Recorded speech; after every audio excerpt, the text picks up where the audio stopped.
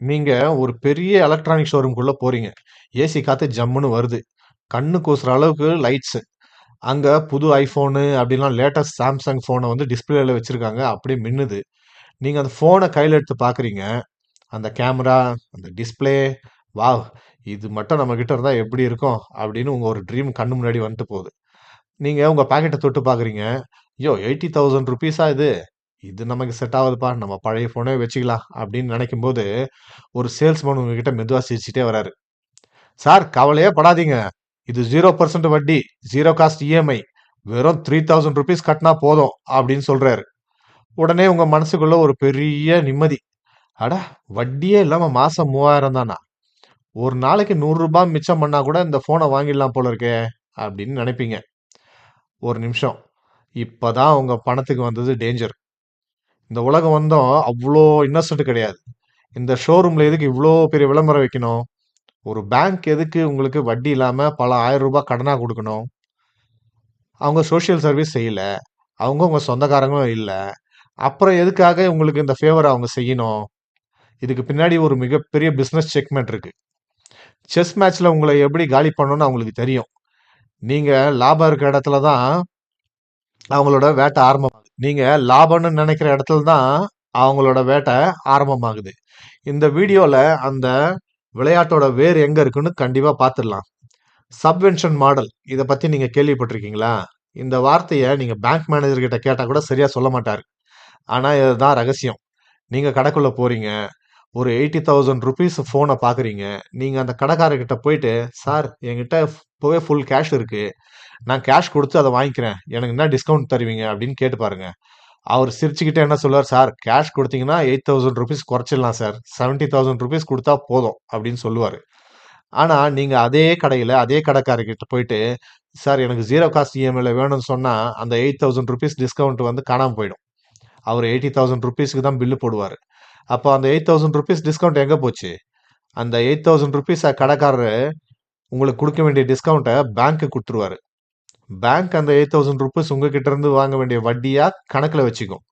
இப்ப யோசிச்சு பாருங்க. ₹72,000 பொருளுக்கு நீங்க ₹80,000 வாங்கியிருக்கீங்க. அப்போ அந்த ₹8,000 இன்ட்ரெஸ்ட் தானே? நீங்க இன்ட்ரெஸ்ட் கட்டலன்னு நீங்களா நெனச்சுக்கிறீங்க. ஆனா உங்களுக்கு கிடைக்க வேண்டிய அந்த டிஸ்கவுண்ட்ட பேங்க்குக்கு ஆல்ரெடி குடுத்துட்டீங்க. இது கிட்டத்தட்ட 11%லேருந்து 15% வரையும் ஈக்குவலு.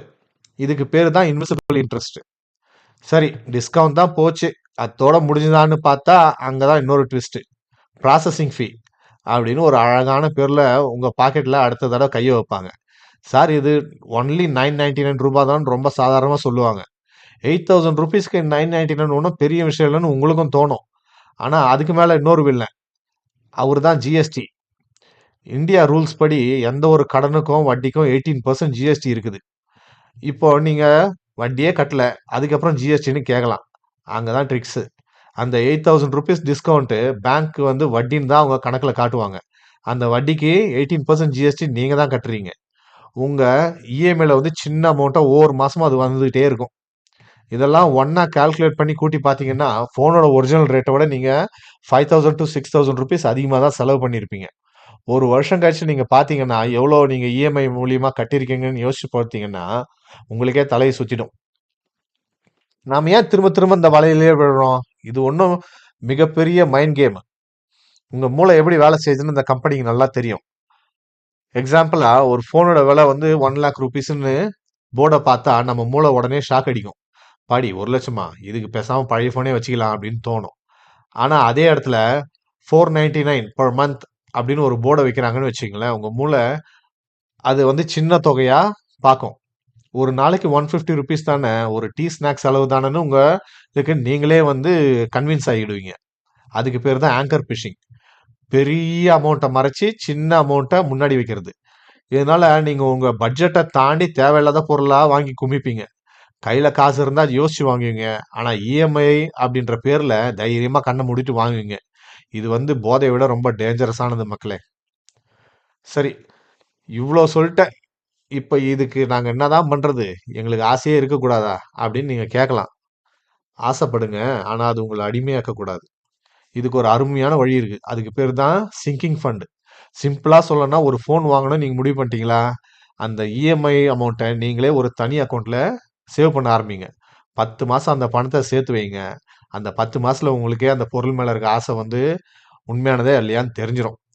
கையில ஃபுல் அமௌண்ட்டோட கடைக்கு போங்க. இப்ப நீங்க தான் அங்க கிங்கு. ஷாப் ஓனர் கிட்ட தைரியமா, "சார் கேஷ் டிஸ்கவுண்ட்" கேளுங்க. அந்த ₹8000 உங்களுக்கு சேவ் ஆகும். கடன்ல வாங்குற எந்த பொருளுக்கும் நிம்மதி இல்ல. உழைச்சு நீங்க சேமிச்ச காசு, அத சிக்கனமா செலவு பண்ணுங்க. இந்த வீடியோ உங்களுக்கு பயனுள்ளதா இருந்தா, உங்க நண்பர்களுக்கு ஷேர் பண்ணுங்க. அவங்களும் இந்த வலையில விழாம இருக்கட்டும். நான் உங்கள் கண்ணன்.